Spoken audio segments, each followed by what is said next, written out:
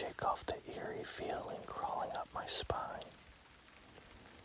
Everything seemed normal until I passed the park, and that's when I saw him. A figure out of place, like a nightmare painted to reality. A middle-aged man, maybe 50, dressed head to toe in black, sat alone on a bench, eyes fixed on me as if he knew something I didn't. I picked up my pace, my dog matching my unease with nervous whimpers. A pit formed in my stomach as I glanced back, only to find the man rising from the bench, his gaze locked onto me like a predator stalking its prey. Heart pounding, I quickened my steps, hoping it was just paranoia playing tricks on my mind. But the crunch of gravel echoed behind me, and when I dared to look over my shoulder, the man was following me, his movements deliberate and unsettling. Cold sweat trickled down my back as I tried to shake off the gnawing sense that I was in danger. Finally reaching my house, I rushed inside, my dog barking at the door as if sensing the impending threat. Peering through the window, I caught a glimpse of the man walking in the opposite direction, disappearing from sight. A shiver ran down my spine, and I couldn't shake the feeling that something wasn't right. Night descended, wrapping my room in shadows as I lay in bed, desperately trying to shake off the unease that had settled over me. Just as I was drifting off, a tapping sound interrupted the silence. At first, I brushed it off as a branch brushing against the window pane, but the tapping persisted, each tap feeling like a nail being driven into my consciousness.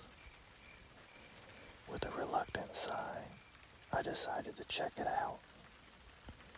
Pulling back the curtain, my heart lodged itself in my throat.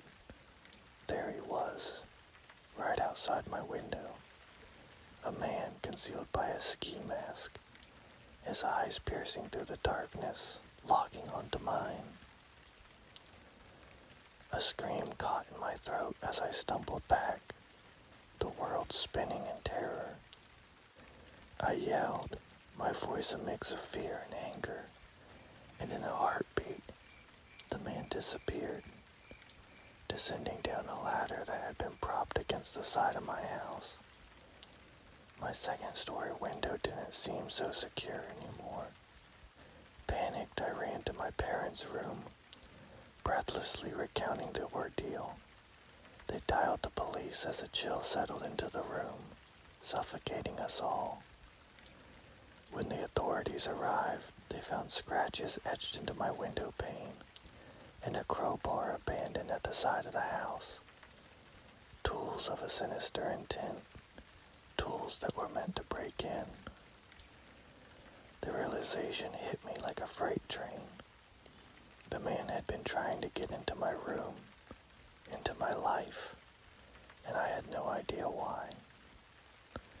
The police searched the area, but the man had vanished into thin air, leaving nothing but unanswered questions and a lingering fear that would never truly go away.